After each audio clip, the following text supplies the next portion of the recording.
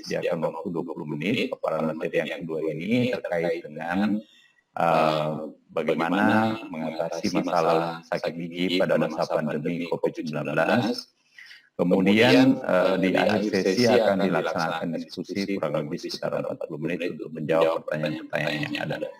Kemudian kami harapkan kepada Bapak dan Ibu agar tetap dapat mengikuti kegiatan ini sampai dengan selesai, karena di akhir materi itu nanti akan disampaikan link untuk pengisian daftar hadir dan sertifikat. Kemudian perlu kami sampaikan bahwa link untuk materi dari pemateri pertama itu sudah bisa diakses dan sudah kami sampaikan lewat grup chat. Kemudian selanjutnya kami akan membacakan kurikulum kita dari pemateri yang kedua. Baik, izinkan saya men-share layar untuk menyampaikan kurikulum kita dari pemateri kedua. Baik, pemateri kedua ini dengan tema atau dengan judul materi penanganan sakit gigi di masa pandemi COVID-19, ini akan dibawakan oleh Dr. Gigi Nuriana Abdullah MKes. Beliau lahir di Makassar 29 November 1959, agama Islam, jabatan akademik lektor kepala di jurusan keperawatan gigi. Kemudian pendidikan beliau dari S1 FKG Unhas tahun 84 dan S2 Manajemen Kesehatan Unair Surabaya. Kemudian pengalaman sebagai narasumber sudah berkali-kali menjadi narasumber, baik narasumber di kegiatan seminar nasional, kemudian international conference, dan yang terakhir di tahun 2019 ini adalah di oral presenter di International Conference Interprofessional Collaboration on Urban Health.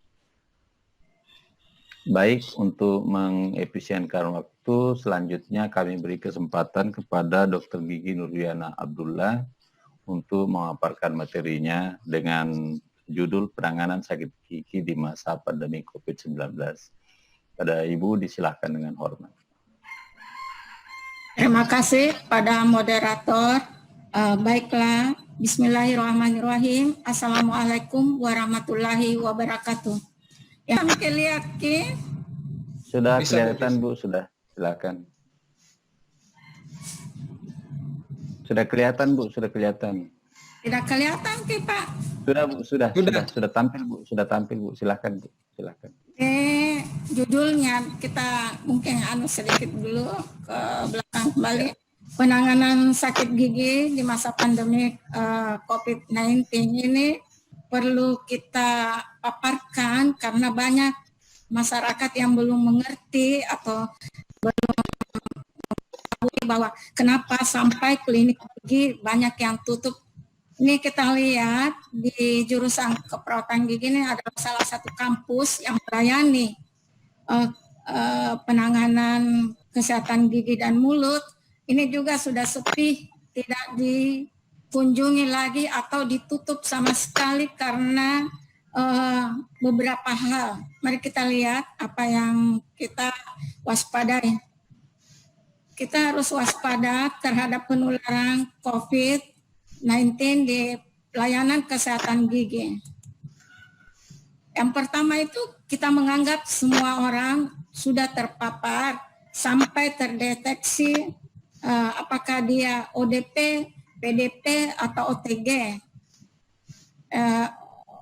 Kemudian, ini kita lihat, kita tahu bahwa risiko yang akan ditimbulkan pada perawatan kesehatan gigi itu adalah banyak, karena kita langsung bekerja di dalam oral atau di dalam mulut, yang dimana kita ketahui mulut itu ada saliva, kemudian hidung ada cairan yang bisa terkontaminasi atau terpercik pada saat kita melakukan perawatan gigi.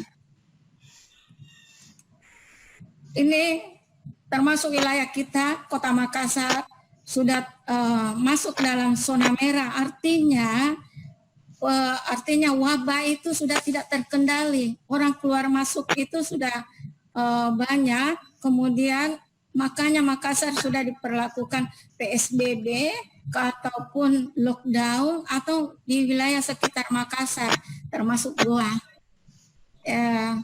Kemudian ini juga adalah salah satu yang kita patut waspadai adalah semua tenaga kesehatan yang di pelayanan perawatan gigi harus mewaspadai juga dengan menggunakan APD, alat pelindung diri. Nanti kita lihat alat pelindung diri itu apa saja yang masuk ke dalam untuk pengamanan. Ini sebelum ini mungkin kita bisa perlu ketahui seputar Corona COVID-19.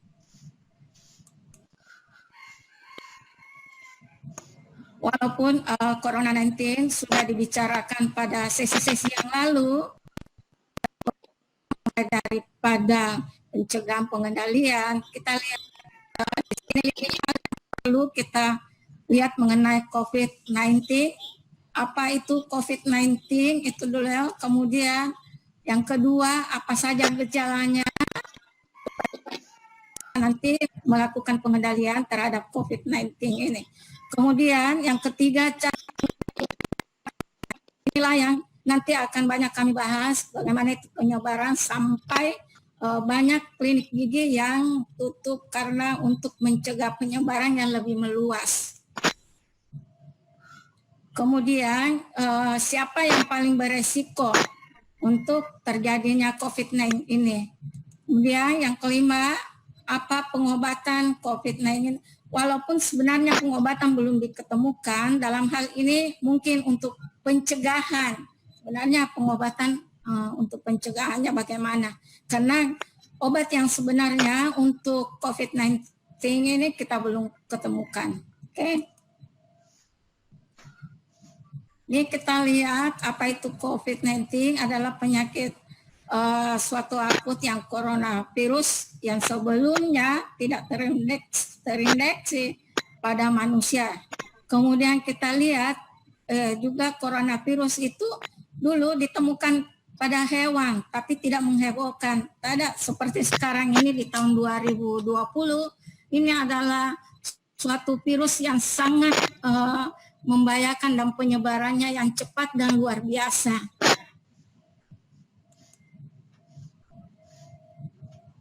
Ini apa saja gejala COVID-19. Kemudian kita bisa lihat di sini saya sudah gambarnya yang dari media internet. Kemudian kita lihat di sini gejala, mulai dari gejala yang ringan, ada pilek, kemudian sakit tenggorokan, batuk kering, dan demam. Ini adalah gejala yang paling pertama kita bisa lihat dan amati. Kemudian gejalanya bisa lebih parah, ini dapat menimbulkan radang paru-paru, terutama biasa mengalami kesulitan untuk bernapas. Nah inilah yang harus diatasi lebih bagus penanganannya. Kemudian sejumlah kecil bisa menyebabkan kematian, jadi ada beberapa yang beresiko tinggi itu yang bisa menyebabkan kematian. Ini kita lihat yang saya kutip dari media internet ini caranya, ini seorang pasien atau orang yang bersih bisa mengeluarkan, ini ada beberapa percikan-percikan atau droplet, ini apabila dia bersih maka dia akan hinggap atau di beberapa tempat, kemudian itu apabila disentuh barang-barang itu atau alat-alat itu, maka orang yang tadinya sehat bisa terinfeksi. Selama dia tidak memperhatikan ini, maka ini masker untuk melindungi baik orang yang bersih ataupun orang yang berada di dekatnya. Makanya ini untuk dengan terinfeksi corona yang bisa berdekatan bukan melalui udara, tapi melalui percikan ini kita menghisap udara dan ini bisa masuk ke dalam lubang hidung kita kalau kita tidak menggunakan masker. Gejala yang paling umum itu yang sudah saya jelaskan di depan tadi, jadi kita bisa lihat slide berikutnya. Ini kita lihat tadi adalah cara penyebarannya, tapi kalau diringkas diketahui begini menyebar ke orang, kemudian batuk bersin, terinfeksi, percikannya itu bisa nanti ke hidung, melalui hidung, dan jika terlalu dekat inilah yang masuk melalui alur napas, pernapasan kita yang lebih cepat, penularannya bisa lebih cepat. Jadi makanya kalau kita pergi, kita anggap ini orang semuanya, baik dia DPD, OPD, atau OTG. Jadi kita lihat selanjutnya,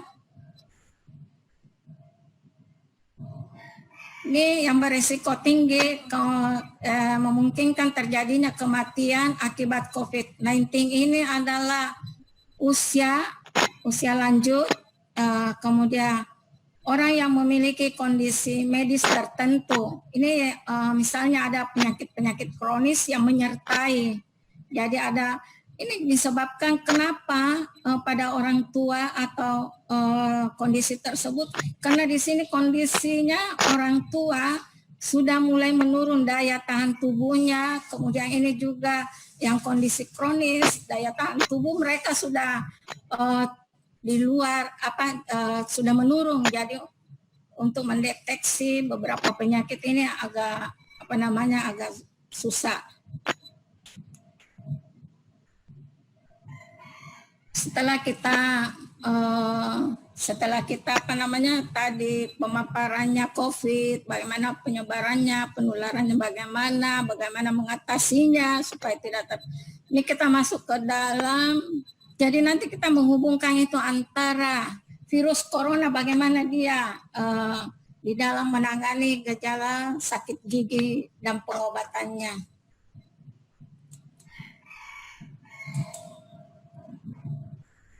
Kita tahu semuanya, para peserta mungkin yang di sini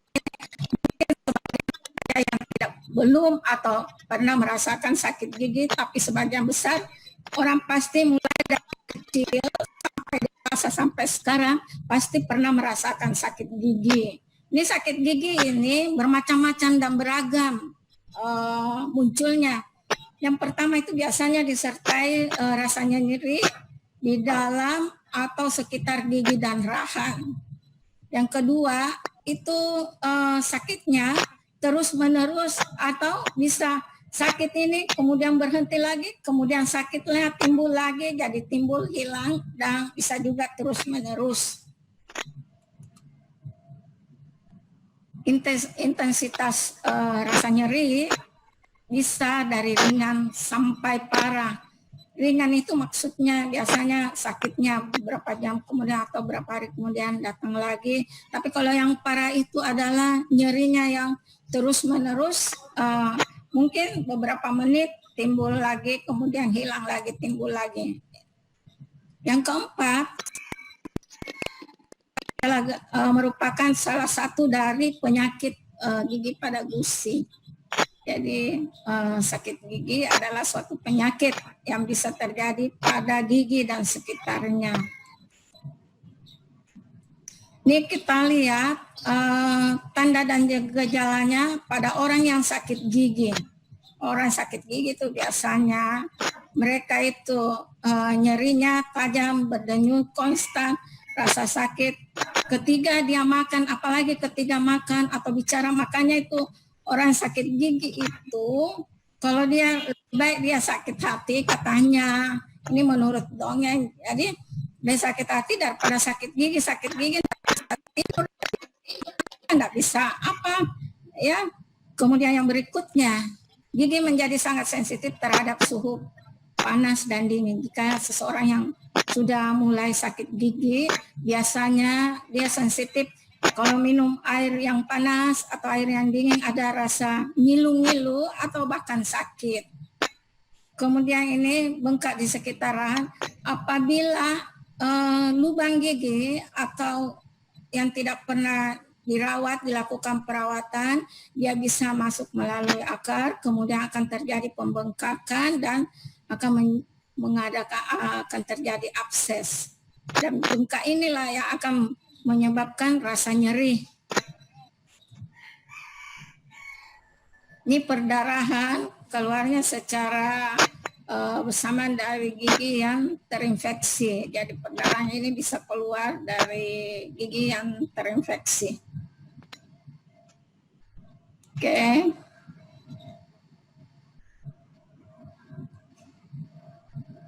Pak Askar, moderator, Ya, Bu. dengar dengan masih ini Ya, Bu, jelas, Bu. masih bagus. Sangat jelas. Ya, silakan, Bu, dilanjut. Ya, kemudian kita lanjut. Penyebab sakit gigi itu adalah kurang lebih biasanya orang kurang menjaga kebersihan giginya, kemudian tidak menjaga kebersihan gigi. Apabila kita sudah makan atau bisa kita melakukan flossing. Flossing itu adalah sesuatu benang yang digunakan, kemudian dikasih masuk di sela-sela gigi, kemudian ditarik-tarik supaya semua sisa-sisa makanan yang berada di jarak antara satu gigi dan gigi lainnya bisa keluar atau bisa bersih. Ada juga ini alat flossing yang ada pegangannya, gagangannya yang bisa dibeli di apotek atau di toko-toko. Kemudian ini yang kedua adalah infeksi peradangan atau infeksi pada akar gigi dan gusi. Ini adalah salah satu gigi yang lubang, tidak dilakukan perawatan, kemudian dia akan bisa terus masuk, infeksi kuman-kuman terus masuk ke dalam, kemudian akan terjadi sampai kepada gigi dan menyebabkan periodontitis dan gingivitis. Kemudian abses, ini abses bisa bukan penyebabnya dari gigi yang berlubang, biasanya abses timbul bukan cuma pada gigi yang berlubang, tapi abses ini bisa juga melalui jaringan gingiva yang yang ada kalkulus yang tidak dibersihkan. Kemudian ini kita lihat kerusakan gigi yang disebabkan oleh bakteri, yang kebanyakan kita mengkonsumsi makanan-makanan yang manis, dan kalau bukan dilarang makan makanan manis, tapi kalau makan makanan manis, kalau selesai bisa minum air putih untuk membilas gigi-gigi dalam yang ada sisa-sisa gula di sela-sela gigi bisa teralurkan masuk ke dalam perut. Kemudian ini akumulasi, ini bisa terjadi akumulasi sisa-sisa makanan ini terjadi kalau kita, makanya dianjurkan ini kalau sudah makan itu supaya tidak terjadi akumulasi sisa-sisa makanan, kita sebaiknya menggosok gigi 2 kali dalam sehari, terutama sebelum tidur. Karena kalau sebelum tidur itu kita pergi tidur dengan sisa-sisa makanan di sela gigi, itu bisa menyebabkan kuman akan berkembang dan bertumbuh di gigi tersebut. Kemudian ini terjadi pembengkakan pada gusi. Ini dapat diatasi kalau pembengkakan pada gusi yang diakibatkan oleh gigi yang baru tumbuh bisa diatasi kalau giginya sudah tumbuh permanen semuanya. Terus masih ada di atas oklusa gigi itu masih ada gingiva yang jadi biasanya itu karena kita makan mengunyah antara rahang atas gigi yang rahang atas dan bawah dipakai mengunyah terus berfungsi, akhirnya dia bisa mengalami peradangan karena akibat trauma benturan dari gigi atas.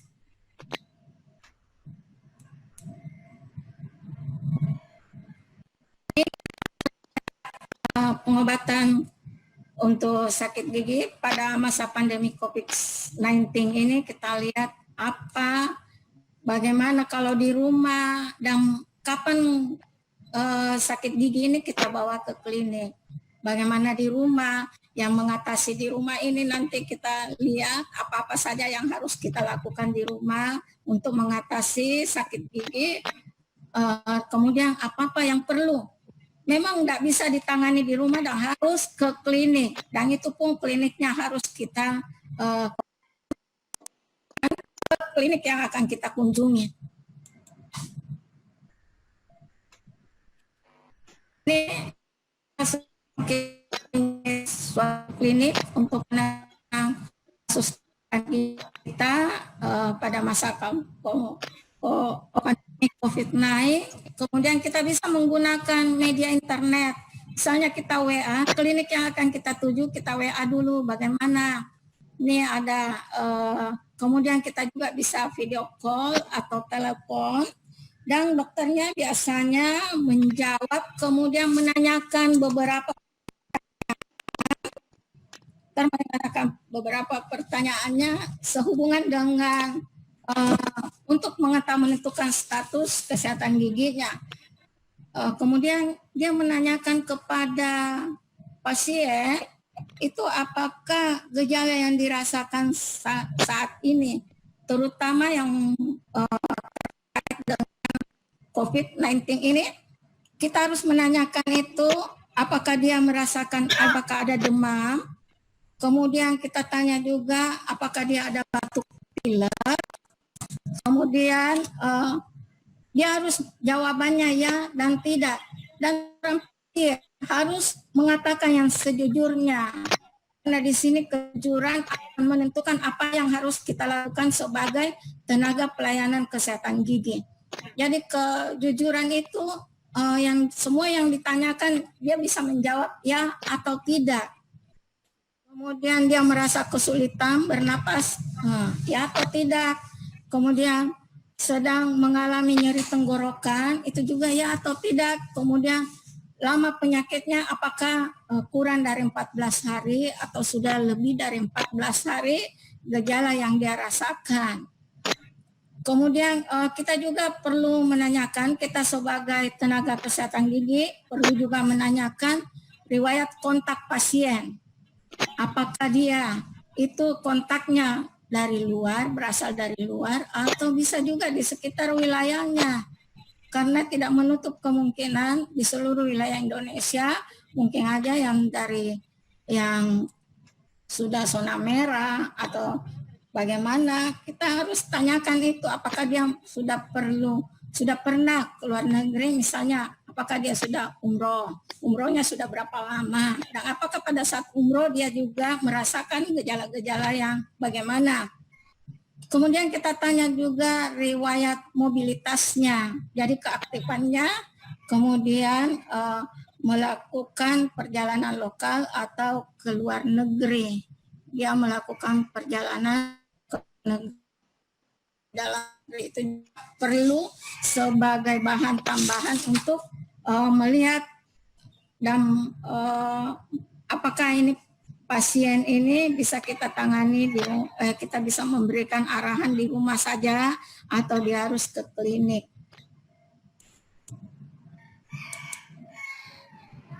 Ini kita lihat beberapa cara untuk meredakan yang di rumah. Bagi mereka yang sakit gigi di rumah, tidak usah buru-buru langsung ke klinik. Coba dulu kita konsultasikan ke tadi. Kemudian kalau memang sakitnya itu gigi, mungkin karena kurangnya kebersihan giginya, dianjurkan diedukasi, kemudian membersihkan sela-sela gigi dengan benang atau menggunakan dental floss seperti tadi yang saya katakan. Jadi ini memang perlu supaya kita tidak sakit gigi, kita harus membersihkan gigi kita selama kita di rumah. Ya. Ini nomor 2, lihat, berkumur dengan garam hangat. Jadi kalau kita merasa nyeri-nyerinya sedikit atau nyeri karena meredakan nyeri dengan berkumur dengan air hangat. Kita ambil air 1 gelas, kemudian ambil 1 sendok garam, kemudian kita kumur selama beberapa detik. Setiap kali kita enggak usah ditelan ya, dipakai berkumur saja sampai habis segelas itu. Setiap berkumur kita gunakan waktu yang di dalam berkumur itu 30 detik sampai 60 detik. Kemudian ini kita kalau ada di rumah obat kumur antiseptik, kita bisa gunakan misalnya yang mengandung daun sirih, kita bisa gunakan, kita bisa tetes di air, kemudian kita pakai juga untuk berkumur. Ya, ini antiseptik biar tidak sakit, kita bisa pakai berkumur-kumur dengan menggunakan. Kemudian yang keempat adalah mengkompres pipi. dengan air dingin bila sakit disebabkan. Jadi caranya untuk ngepres itu kita ambil beberapa butiran es, kemudian kita masukkan, kita bungkus ke dalam satu handuk kecil, kemudian baru kita letakkan di mana yang sakitnya itu, gigi apa sebelah kiri, sebelah kanan, atau di mana ada pembengkakan.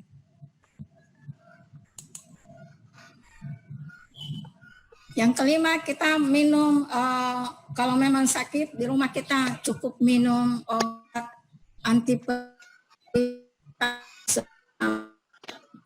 di masing-masing obat tersebut. Ya, kita jangan minum sembarang obat, ya. Apalagi kalau antibiotik itu kita tidak anjurkan di rumah, harus melalui resep dokter dan selalu harus diperiksa apa penyebab sakitnya. Minum saja obat anti sakit sesuai dengan petunjuk. Kemudian, kapan pasien disarankan? Kapan pasiennya itu harus disarankan untuk ke klinik? Jadi klinik cuma melayani tindakan yang emergensi pada saat sekarang ini karena COVID.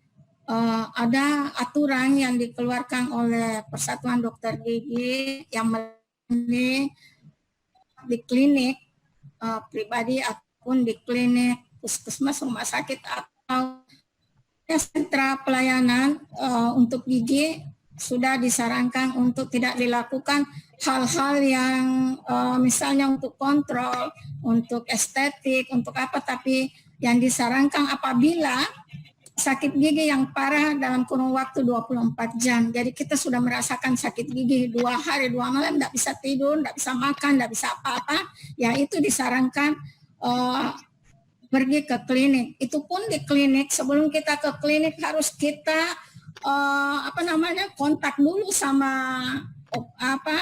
operatornya di sana, apakah kita bisa dilayani. Banyak hal-hal yang harus kita cegah sebelum kita sampai ke klinik. Kemudian gusi yang mengalami pembengkakan selama 3 sampai 7 hari terakhir. Jadi orang yang gusinya bengkak 3 sampai 7 hari terakhir, biasanya itu sudah bagaimana ada pembengkakan yang tidak turun-turun. Ini perlu ditangani dengan serius, ya. Kemudian yang ketiga, ada perdarahan yang disebabkan proses pencabutan. Mungkin saja ini orang sudah mencabut giginya beberapa waktu yang lalu, kemudian karena sesuatu hal sehingga terjadi perdarahan dan atau pernah melakukan suatu operasi gusi. Yang keempat, infeksi gigi karena berlubang yang menyebabkan sakit gigi. Ini memang penyakit umum, apalagi gigi yang sudah tahu-tahu berlubang, tidak dilakukan perawatan, ya bisa menyebabkan kronis. Ya, kenapa Pak? Lanjut Bu, lanjut, silakan. Yang kelima, ya, gigi yang patah yang bisa juga menyebabkan sakit karena benturan atau trauma sehingga bisa menyebabkan. Kemudian yang melakukan perawatan ortodonsi atau perapikan giginya itu biasanya juga karena ada kawat yang terlepas, kawatnya akibat perawatan estetik, kemudian akan tusuk di gusi, itu juga perlu secara secepatnya.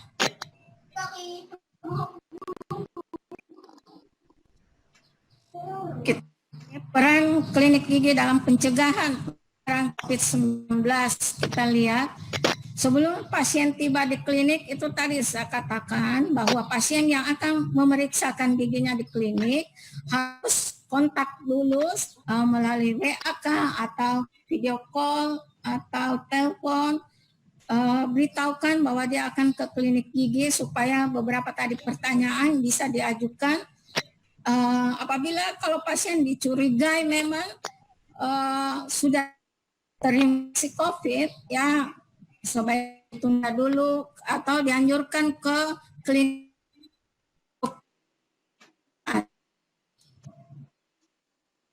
Saat pasien menunggu di ruang tunggu menunggu panggilan. Jadi pada saat pasien di ruang tunggu ini pun harus diatur, jadi harus dijadwal. Jadi tidak tidak semerta kita kayak sebelum COVID ini kita saya nanya mau pergi ke dokter gigi jam berapapun, berapa banyak pun orang di ruangan tidak jadi masalah.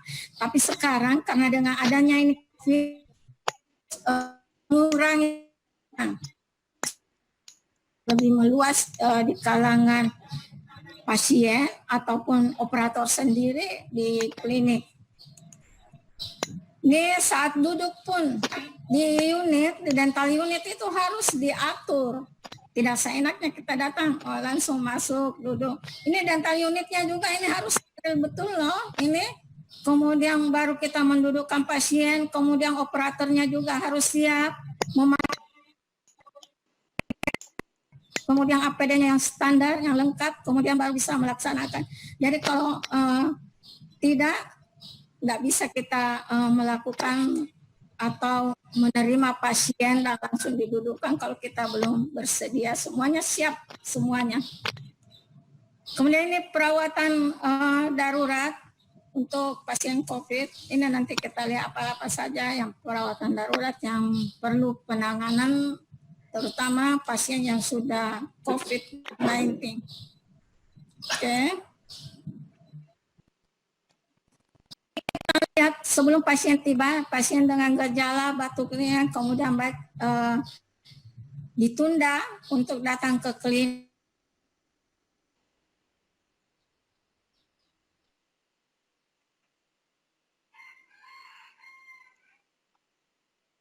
Kemudian pasien yang baru pulang dari negara, pulang dari luar negeri, misalnya dari umroh atau dari Singapura atau dari mana, pokoknya dari negara yang beresiko tinggi. Kemudian pasien yang melakukan kegiatan fisik dengan kontak fisik dengan seseorang, termasuk dari salah satu yang di atas tadi, gejala di atas, kemudian berikan informasi melalui ditempel. Jadi ini klinik gigi ini kalau memang danu ditempelkan hal-hal yang bisa ditangani di dalam kliniknya. Oke. Ini saat ruang tunggu. Ini pun di ruang tunggu ini pasien harus dijadwal pertemuannya karena untuk meminimalkan kemungkinan kontak dengan pasien lain di ruang tunggu. Karena di ruang tunggu pastinya tidak terlalu sebesar ruang tunggu kalau klinik gigi, pasti ruang tunggunya cukup sederhana. Kemudian barangkali 4x4 lah. Kemudian minta pasien datang, jangan pasiennya datang lebih awal. Ini untuk meminimalkan mereka yang semua yang berada di ruang tunggu kan harus jaga jarak. Yang kedua harus ngumpul rame-rame banyak. Ya, kemudian di ruang tunggu juga kita harus atur semua permainan yang ada ataupun majalah untuk sementara dalam masa COVID ini kita singkirkanlah dulu. Nggak usah dulu membaca-baca pasiennya. Yang datang juga semua pasien emergensi. Kemudian sediakan tisu beserta tempat sampah dengan injakan untuk membuat tisu. Jadi usahakan tempat sampahnya itu ada injakannya. Jadi kalau kita injak, pas injak terus terbuka, kita buanglah tisu yang. Kemudian berikan masker bedah sekali pakai. Jadi semua juga orang dari klinik ini harus menyiapkan masker bedah untuk di ruang tunggu, untuk penggunaan di ruang tunggu. Ini kita lihat nomor 4 itu perawatan darurat pada pasien COVID-19. Ini kita lihat perawatan apa saja. Pada umumnya yang datang untuk dilakukan perawatan itu adalah dengan emergensi atau yang menjalankan semua tindakan pencegahan yang beresiko tinggi. Tapi ini kita lihat seorang operator menangani pasien dalam suasana COVID-19. Ini kita lihat mereka harus memakai masker, masker itu N495, kemudian ini harus dia pakai penutup kepala, kemudian kacamata, kemudian ini sarung tangan, kemudian ini baju yang anti kedap air, ya. Kemudian kita lihat limbah medis yang dihasilkan dari penganan pasien yang dicurigai dikonfirmasi virus corona ini dianggap sebagai limbah medis, harus ditangani sesuai dengan protokol setempat. Jadi kalau kita menangani seseorang yang sudah beresiko, harus ada protokol melakukan ini, ada prosedur protapnya, jadi apa dulu dan bagaimana dan seterusnya. Oke, ini pun soal mereka sudah di dental unit, jadi di kursi duduk mereka sudah duduk. Kita harus sudah membuka maskernya, kemudian disuruh dulu kumur-kumur dengan hidroperoxid atau iodin, kemudian supaya untuk mematikan kuman yang ada di sekitar mulut, kuman virus corona, kemudian disuruh berkumur. Kita lakukan, kita sebagai dokter gigi harus supaya itu dropletnya itu atau percikan-percikannya kita menggunakan rubber dam untuk meminimalisir itu percikan yang secara signifikan. Kemudian kita juga jangan menggunakan ultrasonik gigi yang berkekuatan tinggi. Kemudian jika tidak memungkinkan, pertimbangkan. Jadi kalau kita tidak bisa memungkinkan untuk ultrasonic scaling ataupun gigi yang menggunakan bor, kita menggunakan manual untuk membersihkan karies gigi ataupun jaringan periodontal. Kemudian ini sterilisasi di klinik. Begitupun setelah pasien pulang, kita tidak langsung memanggil pasien berikutnya masuk. Ini pun klinik harus dibersihkan dulu. Terutama dental unit ini ada percikan-percikan di tempat buang ludah, spitumnya ini, kemudian alat-alat, pegangan kursi, sandaran, dan semuanya ini, segala yang menyangkut di dental unit ini harus disterilkan dulu, dibersihkan dulu dengan menggunakan disinfektan, disemprot semua ini alat-alat. Jadi tidak semudah itu memang melayani orang yang di klinik gigi. Jadi kalau memang banyak dokter gigi klinik pribadi, praktek pribadi banyak yang tutup karena memang banyak hal-hal yang harus dipertimbangkan, terutama untuk mencegah mata rantai penyebaran COVID ini. Tidak seenaknya begitu dibuka, jadi untuk mencegah mata rantainya ini penyebarannya lebih meluas ke orang-orang lain atau terjadi nasokolonial atau infeksi silang, ini dijaga betul-betul. Kalau bisa kita semua hal-hal yang kita bisa ke klinik gigi ini dirujuk saja di klinik gigi rumah sakit ataupun puskesmas yang yang lebih banyak, yang lebih bagus, sudah siap protokol untuk pelayanan akan dilakukan.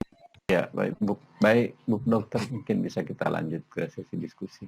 Ini sanitasi tangan, saya kira semua juga kita sudah tahu bagaimana membersihkan tangan, bagaimana kita harus menjaga. Kemudian ini kesimpulannya. Kesimpulan yang pertama adalah perlu kewaspadaan bagi tenaga medik, baik dokter gigi maupun perawat gigi. Yang kedua itu penggunaan perawatan sesuai dengan penyebab atau tergantung kasus. Jadi tidak semua kasus kita harus tangani di klinik, bisa di rumah. Kemudian penanganan untuk di klinik harus sesuai dengan protap. Jadi kalau kita melayani pasien-pasien yang di klinik harus kita menggunakan protap atau prosedur tetap atau sesuai.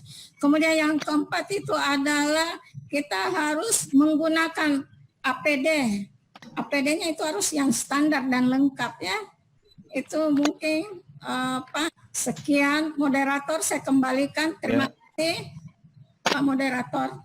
Ya baik Bu, terima kasih atas materinya. Bapak dan Ibu, demikian tadi paparan dari pemateri kedua.